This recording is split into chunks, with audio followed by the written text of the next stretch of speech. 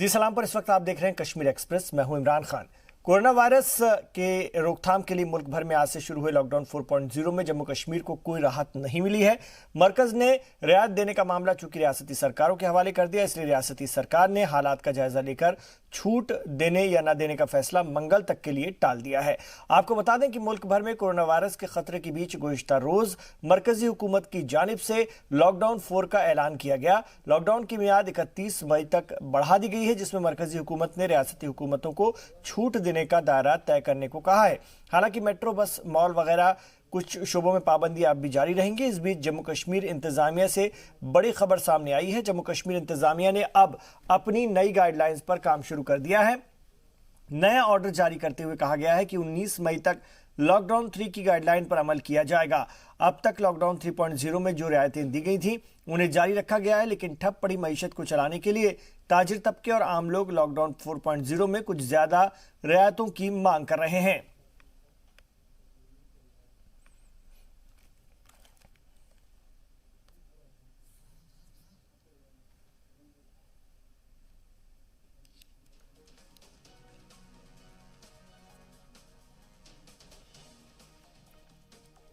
तो और रियायतों की मांग की जा रही है, लेकिन फिलहाल अभी कोई खास रियायतें नहीं दी गई हैं। मंगल तक के लिए फैसला टाल दिया गया है। लॉकडाउन 4.0 शुरू हो चुका है। कौन कौन सी और किस तरह की रियायतें दी जानी हैं, इस पर अभी फैसला होगा।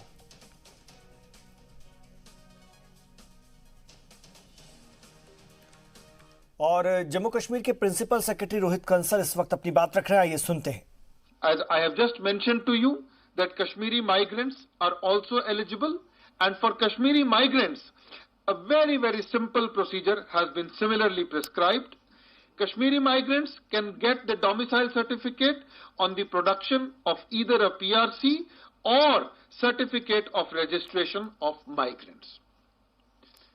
We are conscious of the fact that there may be a number of bona fide migrants or bona fide displaced persons who have migrated but have not registered with the relief department. We have taken care of that as well. In order to facilitate such persons, the relief department has made a special and limited provision which will enable such bona fide people to apply before the Relief and Rehabilitation Commissioner migrant for registration for the purpose of issuance of a domicile certificate only, with the help of one of the many documents which have been prescribed. And some of these documents are an electoral roll of 1951, 1988, proof of employment, proof of ownership of property, proof of registration in other states or union territories as a migrant, or any other documentation which would prove that the applicant would have been eligible for grant of PRC before 6th of August 2019. So, for the Kashmiri migrants, not only registration as a migrant is a sufficient condition, but there are others such as availability of PRC or these special conditions. A special window has been opened, which we have just mentioned, and we have opened this through a special rule. As a result of all these rules that we have announced today, a large number of hitherto disadvantaged, deprived classes of people such as West Pakistan refugees, Safai Karmcharis, displaced persons, children of women married outside Jammu and Kashmir to erstwhile non-residents, all these categories were earlier deprived, but they shall now be eligible for grant of a domicile certificate and therefore for being considered for all government jobs. I just mentioned that there are other categories of people who have been made eligible for receiving a domicile certificate. I mentioned 5 categories. So for all the other categories who are eligible for grant of domicile certificate, as per the Civil Services Decentralization and Recruitment Act, the rules provide for the documentation which has to be given by them, for the issuing authority and for the appellate authority. For these categories of people also, the rules have been made extremely simple, extremely transparent and time-bound. For the purposes of greater clarity, I will just spend 5 minutes or maybe less than that to explain how these rules will operate. I have just mentioned to you about permanent resident certificate holders.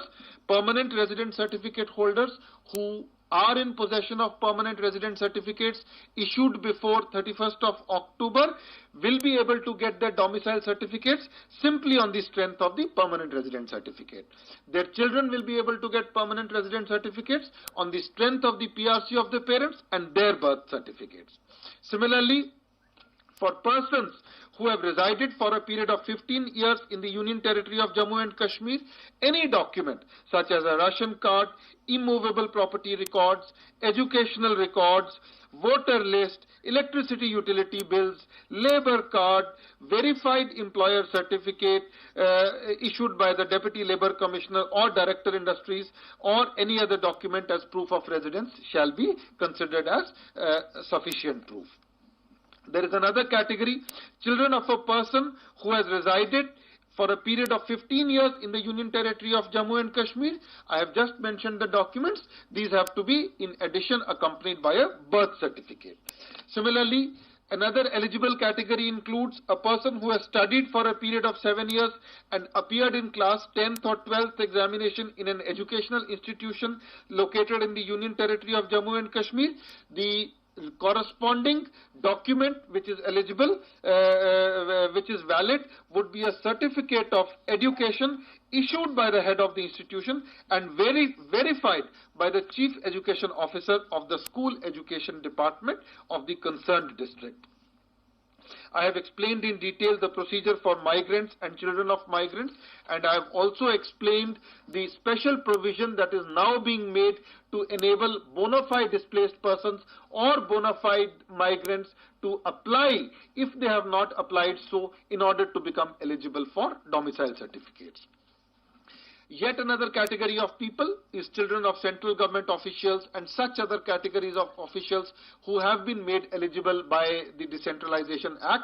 For them, a certificate of service issued by the General Administration Department or the respective cadre controlling authority and the birth certificate for the children will be considered as valid documents. I have also made a mention of other categories of people who have now become eligible. For example, West Pakistan refugees. West Pakistan refugees, commonly called WPRs, were not eligible so far, but they have now become eligible. They will become eligible under the 15-year residence rule, or their children will become eligible under the 7-year residence rule, or the education in class 10th or class 12th of an educational institution located in Jammu and Kashmir territory. Safai Karmcharis, as you are all aware, they had been deprived so far of their right to government jobs. They have also now become eligible. The domicile rules which we have notified today have explained the procedure for them to get a domicile certificate, and as I said, for them 15 years residence rule, 7 years or 7 years education rule, education in class 10th or 12th will come into play. Women residents married to people who were not earlier permanent residents, their children were so far not eligible. Their children will also become eligible under these residency rules or other rules which I have just explained. Other categories of migrant and displaced persons, while migrants will become eligible under the rule of registration with the Relief Commissioner, migrants, other categories of migrants or other displaced persons will also become eligible either by virtue of being registered as migrants or by virtue of the special provision which is now being made available to them. The point which we are trying to make is that each and every category of people or persons who have been rendered eligible as a result of the amendment of the amendment to the Decentralization Act are being facilitated through these rules, which are called the Grant of Domicile Certificate Procedure Rules. Each and every category is being facilitated, and very simple procedures have been put in place, which include a provision for applications electronically, grant of certificates electronically, time-bound provisions, penalties for non-issuance of certificates in a given time, provision for competent issuing authorities as close to them as possible, provision of appellate authorities, suo motu cognizance by appellate authorities, penalties in case the orders of the appellant authority are not adhered to, and last but not the least, the bringing into the fold of government service of a large number of hitherto disadvantaged categories which I have just mentioned: West Pakistan refugees, Safai Karmcharis, displaced persons, children of women who were married outside, migrants and displaced persons, etc., etc. मरकज की जानिब से lockdown की मियाद 31 मई तक बढ़ा दी गई है, जिसका वादी में मिला जुला असर दिख रहा है। श्रीनगर में पुलिस ने आज लॉकडाउन में सख्ती करना शुरू कर दिया, हालांकि बड़ी तादाद में लोग बाहर आते दिखे गए। ये रिपोर्ट देखिए।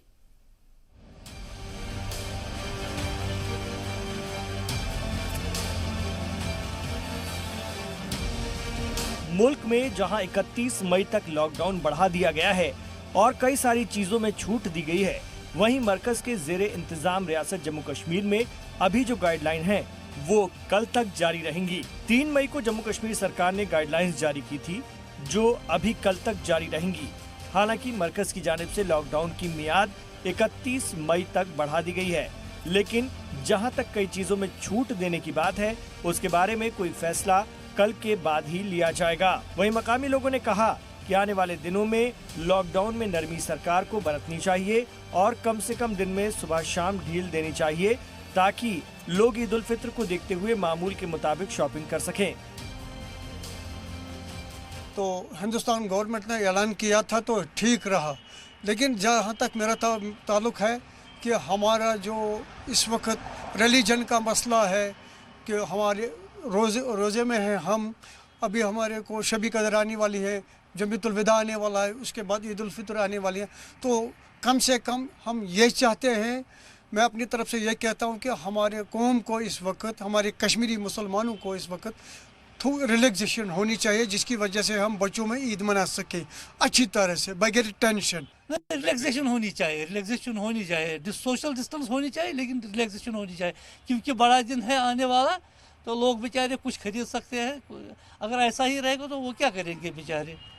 तो होनी चाहिए कोई दुकानदार थोड़ा वो भी काम करे, कुछ लोगों को कुछ बेचारे खरीदना है, तो बच्चे भी उनको भी कपड़े खरीदने हैं, तो होना चाहिए, रिलैक्सेशन होनी चाहिए। अब की बार जिस तरीके से ईद मनाई जाती थी नहीं सादगी से नहीं सादगी से ही मनाई जाएगी, लेकिन फिर भी कुछ मजबूरियां होती है, तो इसी सूरत हाल में उनको चाहिए, गवर्नमेंट को चाहिए कि वो थोड़ी सी नरमी करे और लोगों को भी जब चलने फिरने में उनको राहत मिलनी चाहिए। बाकी तो ये पता है अल्लाह का क्या पता है, क्या जाने खुदा क्या करेगा, आगे क्या हो जाएगा, it is up to God, खुदा के हाथ में ही है। जम्मू कश्मीर में कोरोना पॉजिटिव केसेस की तादाद में लगातार इजाफा हो रहा है, जिसकी वजह से सरकार अभी नरमी बरतने के लिए कई पहलुओं पर गौर कर रही है। हालांकि सरकार ने पहले ही मूड बनाया था लॉकडाउन में नरमी दी जाए ताकि लोगों को थोड़ी राहत मिल सके। वहीं आवाम को भी उम्मीद थी कि उनके लिए राहत के रास्ते खुलेंगे और ईद के मौके पर लोगों का रोजगार बढ़ सके, खरीदारी और शॉपिंग हो सकेगी। लॉकडाउन तो ठीक है, वो हमारे लिए ठीक है, मगर थोड़ी बहुत रिलैक्सेशन होनी चाहिए। अगर ये वो बात करते कि इवन ऑड करते या कुछ ना कुछ निकालते रास्ता, मगर ये लॉकडाउन ही रास्ता नहीं है अब, क्योंकि ये अब बहुत देर साथ रहने वाला है वायरस। कुछ ना कुछ गरीब आदमी अब बहुत मरने वाले हैं, के लिए थोड़ी बहुत रिलैक्सेशन मिलनी चाहिए। श्रीनगर में पुलिस ने आज लॉकडाउन में सख्ती करनी शुरू कर दी है। हालांकि बड़ी तादाद में लोग बाहर आते देखे गए। ईद के इस मौके पर श्रीनगर की सड़कें गुलजार हुआ करती थीं, लेकिन अब की बार वो रौनक नजर नहीं आ रही है। देश में जहां 4.0 लॉकडाउन शुरू हो चुका है और कई चीज़ों में इसमें छूट दी गई है, वही अगर बात करें केंद्र शासित प्रदेश जम्मू कश्मीर में, तो यहाँ पे जो लॉकडाउन की स्थिति है वो लगातार जारी है। आप देख सकते हैं कि मेरे पीछे जिस तरीके से यहाँ पे आज गाड़ियाँ जो हैं वो दौड़ती आपको नज़र आएगी। इसकी ख़ास वजह यही है कि जो आने वाली ईद है उसको देखते हुए लोग जो हैं उनका मानना है कि कम से कम इसमें रिलैक्सेशन इन दिनों ज़रूरी होनी चाहिए ताकि वो अपने बच्चों के लिए कपड़े ला सके और इसके साथ साथ जो दीगर ज़रूरी शॉपिंग्स हैं वो भी कर सके। तो उसको देखते हुए लोगों ने प्रशासन से अनुरोध किया कि कम से कम 2-3 घंटे में दिन में डील दी जाए ताकि जो लोग हैं वो अपनी शॉपिंग इस ईद के हवाले से करें। वही अगर हम आंकड़ों की बात करें तो जम्मू कश्मीर में स्थिति ये बनी हुई है कि लगातार जो केसेस हैं, पॉजिटिव केसेस की संख्या वो बढ़ती जा रही हैं, जिसके लिए अब सरकार के लिए भी चुनौतियां बढ़ रही हैं। वही जो लॉकडाउन है वो कल ख़त्म हो रहा है, यानी 3 मई को जो ऑर्डर जारी किया गया था केंद्र शासित प्रदेश जम्मू कश्मीर सरकार के द्वारा, वो कल ख़त्म हो रहा है और उसको देखते हुए कल कुछ नई गाइडलाइंस जो हैं वो इसमें जारी की जाएगी। क्या आने वाले दिनों में जो डील हैं इस लॉकडाउन में दी जाएगी या फिर लोगों को इस ईद उल फितर के बड़े त्यौहार पर कोई रिलैक्सेशन देखनी मिलेगी या नहीं, वो कल सारी स्थिति का जायज़ा लेने के बाद जो सरकार हैं वो इसमें कोई निर्णय ले सकती हैं। कैमरामैन अशरफ के साथ फारूक वानी, जी मीडिया, श्रीनगर। कुलगाम जिला इंतजामिया की तरफ से सोपोर और करीबी इलाके में आशा वर्कर्स और आंगनवाड़ी कारकुनान के हाथों लोगों में फ्री मास्क तकसीम किए गए। जिला पंचायत ऑफिसर कुलगाम मोहम्मद इमरान और डीपीओ ने कई इलाकों का दौरा किया और लोगों को कोरोना से बचने और एहतियात बरतने की सलाह दी। साथ ही हुकूमत की जानिब से जारी किए गए ज़ाब्ते की पासदारी की अपील की। आज डीसी कुलगाम डीसी साहब के हुक्म से और एसीडी की वसादत से पंचायत हल्का सोपर और नैनबुक कुलगाम में फ्री मास्क डिस्ट्रीब्यूशन और सैनिटेशन का एहतमाम हुआ। ये डिस्ट्रिक्ट एडमिनिस्ट्रेशन डीसी साहब के हुक्म से डिस्ट्रिक्ट कुलगाम में पिछले 2 महीनों से 2.5 महीनों से ये काम चल रहा है कि ताकि आम लोग को मालूम हो जाए कि ये जो अभी वबा जो ये कोविड-19 फैला है पूरे दुनिया में, सारे लोग इससे खबरदार रहे। और हम लोग डिस्ट्रिक्ट एडमिनिस्ट्रेशन कुलगाम से खासकर पंचायत राज जो है हमारे एसीडी साहब है कुलगाम के, उनका भी काफ़ी अच्छा रोल है। वो गांव-गांव जाते हैं और लोगों को खबरदार करते हैं और free distribution of mask sanitation का एहतमाम करते हैं।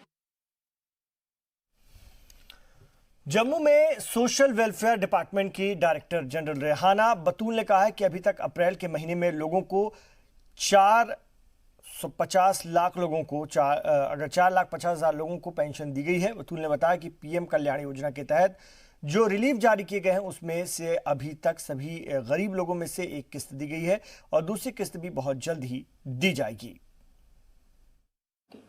पेंशन के सिलसिले में मैं ये कहूँगी कि अभी हमने कोविड सिचुएशन में क्योंकि लोगों को रिलीफ जल्दी देना बहुत गवर्नमेंट के लिए इम्पॉर्टेंट था, तो पेंशन्स रेगुलरली सबको मिल रहा है। लेटेस्ट मंथ अप्रैल तक तकरीबन 3.25 लाख सिटीजन्स को जो एलिजिबल हैं उनको पेंशन मिल रहा है, रेगुलरली मिल रहा है। मई मंथ का जो पेंशन है वो उनको जून के फर्स्ट वीक में मिल जाएगा। हमें अथॉरिटीज़ की तरफ से स्ट्रिक्ट इंस्ट्रक्शंस है कि हर मंथ का जो पेंशन जो है वो नेक्स्ट मंथ के फर्स्ट वीक में ही मिलना चाहिए। सो हम बिल्कुल रेगुलरली उस प्रोग्राम के हिसाब से जैसे अथॉरिटीज़ ने इंस्ट्रक्शंस दिया है उसके हिसाब से हम चल रहे हैं। इस दफ़ा एक्चुअली हमने भारत सरकार की तरफ से, गवर्नमेंट ऑफ इंडिया की तरफ से एक स्पेशल रिलीफ आया था कोविड सिचुएशन की वजह से। एक स्कीम था प्रधानमंत्री गरीब कल्याण योजना, तो उस स्कीम के तहत 500 एडिशनल पेंशन लोगों को मिला। जो नेशनल हमारी जो स्कीम है NACP के तहत उनको वो 500 एडिशनल रुपीस मिला। उसका फर्स्ट इंस्टॉलमेंट हमने डिस्पर्स कर लिया है, उसका सेकंड इंस्टॉलमेंट जो है वो भी आ रहा है, वो भी हम दे देंगे। कोरोना वायरस के चलते सरकार की तरफ से लॉकडाउन 4 शुरू हो चुका है और जहां लोग इसकी पासदारी कर रहे हैं वहीं कुछ लोग ऐसे भी हैं जो इसकी खिलाफ वर्जी करते नजर आ रहे हैं और हुकूमत के ज़ाब्तों की धज्जियां उड़ा रहे हैं। दुकानों पर काफ़ी रश दिख रहा है। बाजारों में सोशल डिस्टेंसिंग का भी बहुत लोग ख्याल नहीं रख रहे हैं, जिस पर कार्रवाई भी की जा रही है। नानक नगर की बात करें तो J&K बैंक के बाहर सोशल डिस्टेंसिंग की खिलाफ वर्जी करते हुए लोग दिखे। लोगों का कहना था कि सरकार की तरफ से जो लॉकडाउन 4.0 लगाया गया है वो सरकार का बहुत अच्छा फैसला है और हमें इसकी पासदारी करना चाहिए। देश तो बहुत अच्छा है लेकिन लोग अमल नहीं कर रहे हैं। जैसे पहले था वैसे अभी देख रहे हो आप कैसे चल रहे हैं। गवर्नमेंट को ये चाहिए लॉकडाउन आप बढ़ाएं, लेकिन जो पब्लिक है उसको तकलीफ़ ना हो कुछ। तो इसके लिए मैं गवर्नमेंट से यही अपील करना चाहता हूँ, लॉकडाउन तो अच्छी बात है लेकिन खाली एक चीज़ का उनको बोलना चाहिए, एक टाइम पीरियड बनाना चाहिए। जो दुकानदार हैं, जो लोगों को ज़रूरतें हैं चीज़ों की, उसका एक टाइम टेबल बनाएं, अल्टरनेट डे दिया जाए। जैसे कैमी शॉप तो रहेगी, उसके साथ अगर हलवाई की दुकान है उसका टाइम रखा जाए सुबह इतने से इतने बजे तक। तो बूट शॉप है उसका रखा जाए, कॉस्मेटिक का रखा जाए, अल्टर डे खोला जाए। उससे तो सोशल डिस्टेंस तो रहेगा, रश भी कम रहेगा। सब लोग अपने घरों में रहें, सरकार का पूरा सहयोग करें और हम बोलते हैं कि आगे जो लॉकडाउन रहेगा उसका पूरा सहयोग करें कि हम भी ठीक ठाक रहेंगे। हम सरकार के बिल्कुल साथ हैं। सरकार ने ये सही किया है, इसके खिलाफ जो बाहर निकल रहे हैं लोग उनके खिलाफ सख्त कार्रवाई करनी चाहिए। जो गलत है ऐसे अपना सोशल डिस्टेंस बना के रहें। जो ज़रूरी चीज़ है आप लेने के लिए निकलें, ऐसे घर से फजूल मत निकलिए। जो लॉकडाउन 4 किया हुआ है अच्छी बात है, और जो नहीं पालन करते इसको कानून और गवर्नमेंट को सख्त इसका कानून जो सख्त लागू करना चाहिए, कानून लागू करना चाहिए। जो नहीं मानता उसको अंदर ठोकना चाहिए। मैं तो जो गवर्नमेंट कर रही है हमें हमारे लिए कर रही है और हम लोगों को समझना चाहिए, अच्छे तरीके से समझना चाहिए। जो गवर्नमेंट रूल एंड रेगुलेशन बना रही है उसका पूरा पालन करना चाहिए। अब फ्यूल नहीं फिरना चाहिए, ज़रूरी काम हो तो उसके लिए तो जाना ही पड़ता है और जाना भी चाहिए। लेकिन ऐसे जो आवारागर्दी करते हैं, कोई स्कूटी निकालता है, कोई कैसे निकलता है, अननेसेसरी घूमते रहते हैं, इनको नहीं घूमना चाहिए और सरकार का सहयोग करें और अपने आप को भी बचाएं और दूसरों को भी बचाएं। नहीं, लोगों को मानना पड़ेगा, हमें मानना पड़ेगा। जो भी सरकार ने बोला हुआ है वो हमें मानना पड़ेगा और सख्ती से, नहीं तो सरकार को सख्ती करनी पड़ेगी हमें। लॉकडाउन 4 के ऐलान के बाद ही जिला गांदरबल में लॉकडाउन का अमल जारी है और इस दौरान सख्ती से लोगों को लॉकडाउन की पासदारी कराई जा रही है। लोगों को आने जाने पर पूछताछ की जा रही है। जानकारी के मुताबिक जिला गांदरबल में लॉकडाउन की खिलाफ वर्जी करने पर 48 केस दर्ज किए जा चुके हैं और 156 लोगों को अब तक गिरफ्तार किया गया है। गांदरबल इंतजामिया और पुलिस की जानिब से सख्त हिदायत जारी की गई है कि सख्ती से ज़ाब्ते की पासदारी की जाए और खिलाफ वर्जी करने वाले पर सख्त कार्रवाई हो। एसएसपी गांदरबल ने लॉकडाउन 4 पर इजहार ख्याल किया और लोगों को घरों में रहने और बिला ज़रूरत बाहर नहीं आने की नसीहत दी, ताकि साथ ही मास्क का इस्तेमाल करने और सोशल डिस्टेंसिंग का पालन करने की भी अपील की। परसेप्शन कल शाम से मैं देख रहा हूँ, एवरीबडी इज फीलिंग कि सब कुछ खुल गया है। ये मैं स्पष्ट करना चाहता हूँ, ऐसा कुछ नहीं है। लॉकडाउन रहेगा और आपका मूवमेंट रिस्ट्रिक्टेड रहेगा। वही मूवमेंट केवल कर सकते हैं जिनके पास पास होगा या मेडिकल इमरजेंसी होगी। अभी तक आपने देखा होगा कि गांदरबल में वायलेशंस के अगेंस्ट 48 केसेस हमने रजिस्टर किए हैं, जिसमें 156 पीपल अरेस्टेड। तो इट्स अ ह्यूज नंबर। तो अकॉर्डिंगली हमने इंस्ट्रक्शन बड़ी क्लियर दी सभी फोर्सेज को ऑन ग्राउंड डिप्लॉयड कि जहां वायलेशन होती है आप सख्ती से निपटे उनके साथ। मेरी सबसे अपील है कि आप अपने घरों में रहें, मोबिलिटी कम करें, केवल वही लोग मूव करें जो इमरजेंसी है। रिस्ट्रिक्शंस इन प्लेस हैं और ये कंटिन्यू रहेंगी। There should be no confusion कि रिस्ट्रिक्शन हट गई है। अगर कोई इसका वायलेशन करेगा हम सख्त एक्शन करेंगे। मुल्क भर में लॉकडाउन 4 का नफाज अमल में आ चुका है। मरकजी सरकार की जानिब से 31 मई तक लॉकडाउन बढ़ा दिया गया है। हालांकि वादी में 19 मई तक लॉकडाउन 3 की गाइडलाइन जारी रहेंगी। इस बीच वादी में मुख्तलिफ सियासी लीडरों ने लॉकडाउन बढ़ाए जाने के फैसले का इस्तकबाल किया है। जो 4th मरहले में लॉकडाउन का डेट मरकजी सरकार ने 31 मई तक बढ़ाया है, वक्त के मुताबिक जो वक्त के हालात के मुताबिक इस लॉकडाउन को बढ़ाना वक्त की ज़रूरत है। लेकिन साथ ही साथ देखना है जो लोग घरों में बैठे हैं उनके पास खाने पीने के लिए पैसा नहीं है, उनके बच्चे भूखे हैं।